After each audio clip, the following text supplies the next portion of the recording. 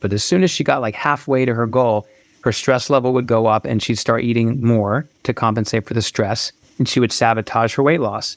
And this is one reason why people yo-yo diet. So our work had very little to do with hypnotizing her to eat vegetables and to stop eating bread.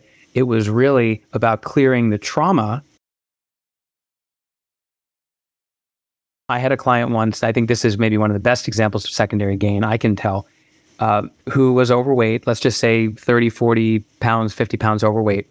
And she was an attractive woman, and much more so when she was, at a healthy weight.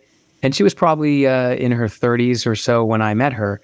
And she had tried, even with a hypnotist, to lose weight and would either have no results or would have temporary results. But as soon as she got like halfway to her goal, her stress level would go up and she'd start eating more to compensate for the stress. And then her weight would go back up. And this is one reason why people yo-yo diet, is that there's something stopping them from getting to the finish line.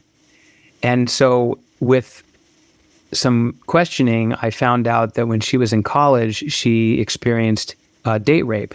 And she was a very slim, attractive woman at the time. She got unwanted attention from a man to the extreme. And, in the aftermath of that was stressed and it was traumatizing. So she, ate more food as a way to cope. But usually that would just be fairly temporary. Well, what happened was with her, she kept eating, kept gaining weight, and over, 6 months or a year was 20, 30 pounds heavier, suddenly not getting much attention from men. Now, consciously, she might say, wow, this sucks. I'm overweight. No man wants to be with me because I'm not attractive anymore and whatever. But the subconscious said, oh, I'm safe. I'm never going to have to deal with that horrible traumatic experience again. And so when she started losing weight, even though consciously she felt better, her subconscious started getting more nervous because she was getting close to being thin enough to be raped again. Now, this is irrational, but that's how the subconscious works. And it's all about self-preservation. So she would start getting stressed because that means there's danger coming. She would eat more and she would sabotage her weight loss. So our work had very little to do with hypnotizing her to eat vegetables and to stop eating bread. It was really about clearing the trauma so that she would no longer react emotionally to that memory.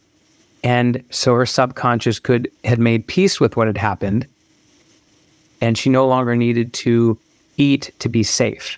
And then she was able to lose the weight. So by removing the benefit of the behavior, which is safety, because she feels safe without it, the behavior is unnecessary and it's easy to change. And that's, again, dealing with the root cause and not the symptom.